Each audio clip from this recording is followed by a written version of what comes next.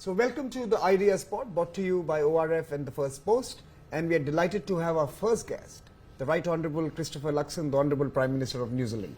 Welcome to the show, sir. Thank you, Samir. Look, it's great to be with you, and it's also great that you're going to be a Prime Minister's Fellow to New Zealand as well. And can I just say congratulations on what was an outstanding start to Raisina, and 10 years, major achievement, fantastic event. So it was a real privilege to be part of it. I think your speech yesterday was fantastic. It was wide-ranging, and we're going to dig in a little here today. But also, it pressed all the right buttons: technology, geopolitics, people, planet, and partnerships. I think it kind of covered the entire essence of why we are gathering here at the Raisina Dialogue. I think Raisina is pretty special because in that room you had people from 130 different countries. You had something like 35 foreign ministers, I think, and senior ministers, and world leaders and former world leaders there as well. And to have a discussion forum like that, I think, is very special what you've built, because the fact that you can actually have people with very disparate and different views coming in and actually be able to debate and discuss those was really, really stimulating, really interesting. So I just love the way the event has built over time. I think the way that you've themed it differently every year is really special. And there's not that many global forums where you can actually come with all those different sets of views and actually put them out on the table and discuss and debate them. No, we would like to believe this is special, and that's why we are committed to it. Yeah. But thank you for enriching it, and especially on a very special year for us, the 10th Raisina Dialogue. So you will always be part of our chronicles and stories now forever, Great. Prime Minister. So what would be the key messages that you would want our audience, viewers, also the foreign policy and strategic community to take away from your speech? Look, I mean, I think the first thing is we are living in a huge world of opportunity. So yes, we have a more volatile, uncertain, complex kind of world to navigate. But the reality is we are very blessed to be able to live in this region, the Indo-Pacific. It will be 2/3 of the middle class, 2/3 of global economic growth, and that just creates huge opportunity. And it's not just in the macroeconomic sense of what that means.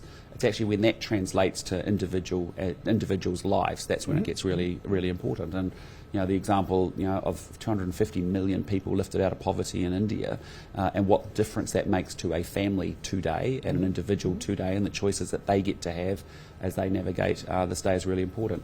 The second piece is that technological revolution, particularly with AI, and just how that will transform everything. And I don't think we've fully understood just the geometric change that we're going to experience and what that means for government delivering public services, but also for economies, citizens, companies, countries to get on board and use that as a way to out-compete as a result.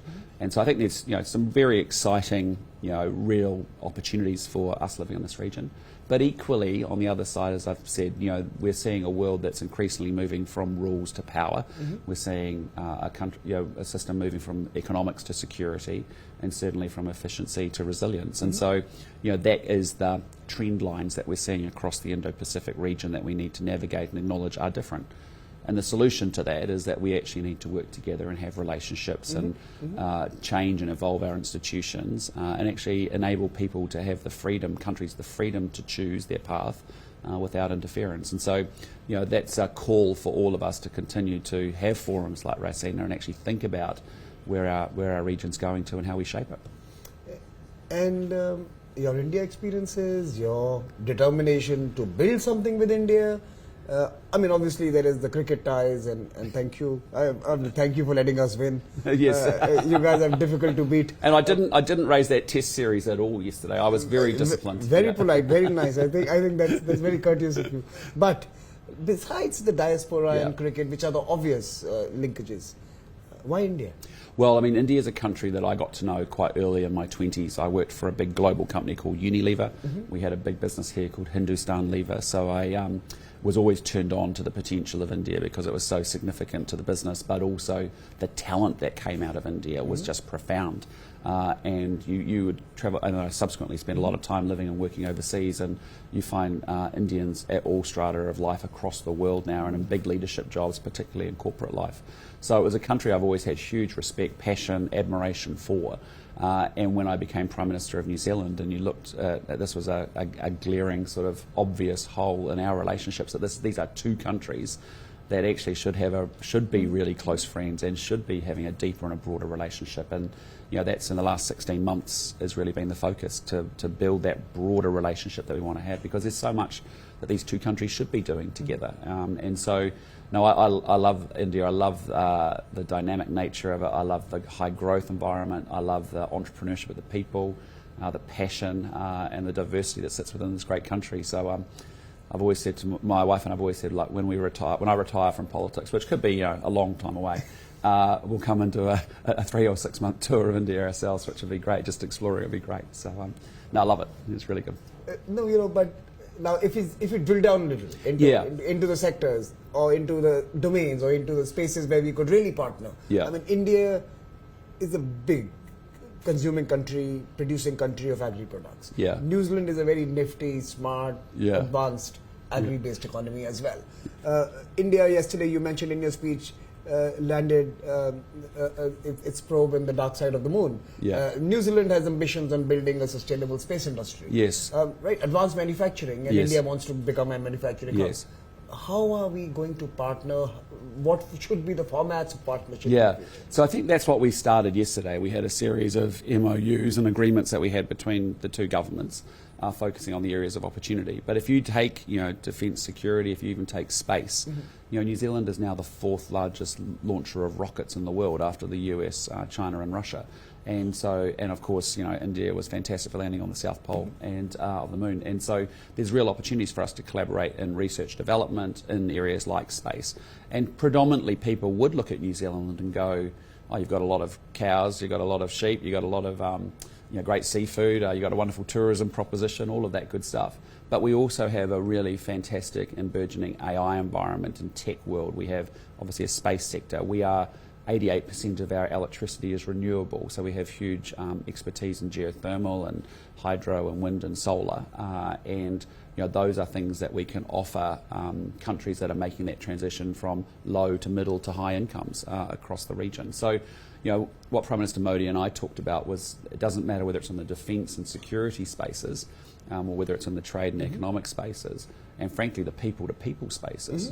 We spend a lot of time talking about sport, because sport has a huge benefit for social cohesion, it has a huge benefit for young people and mental health, but also in the high performance sense of it, in terms of how you get good performances out of your sports people. He was very interested in those conversations of how we could facilitate and work together in those areas, as India thinks about hosting an Olympics, say, in 2036. Yeah, so there was a range of areas where we haven't had that connectivity, and as I said, these two countries should be are friends and should be much deeper friends than they are, and that's now putting that together with our minister-to-minister engagements and making sure we have actions to get that done.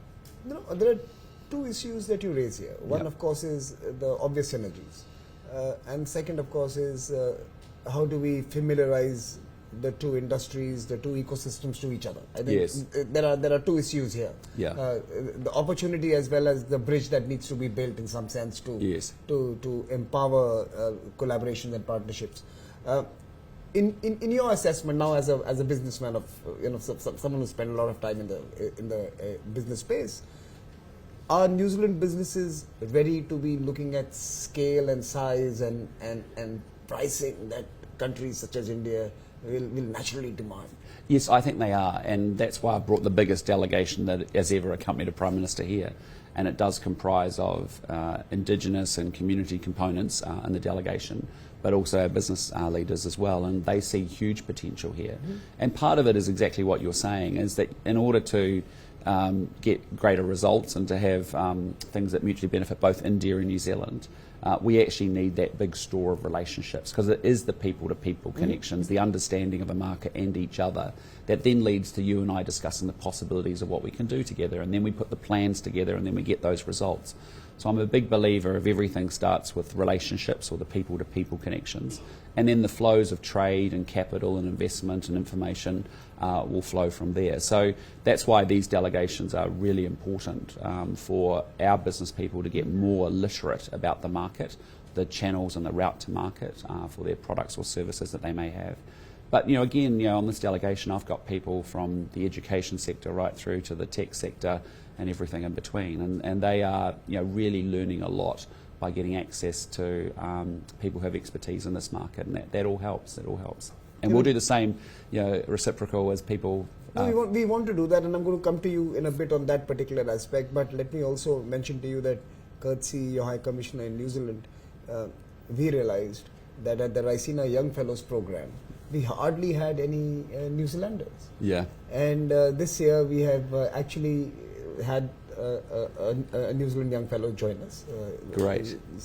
Izzy Fenwick, who's yes, Izzy's great. Yes, I know. So, environment crusader, as it were. Yeah. But Izzy is there. But the point here is that you have so much talent there. Yes. And that talent still seems distant from India. Yes.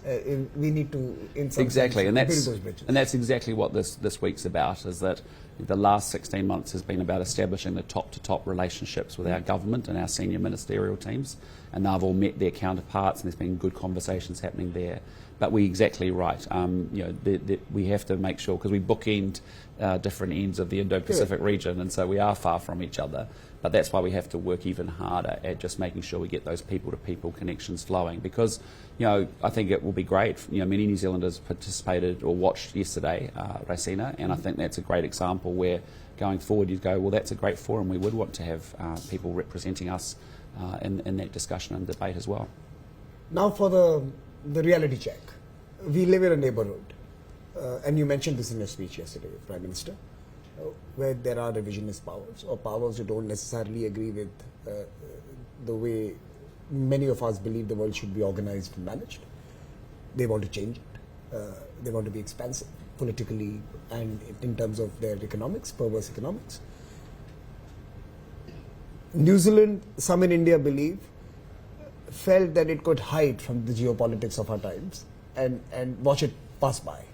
But geopolitics will come to you. And is New Zealand today more aware of the requirement for political partnerships, security partnerships, and partnerships with like-minded countries, so that we can defend this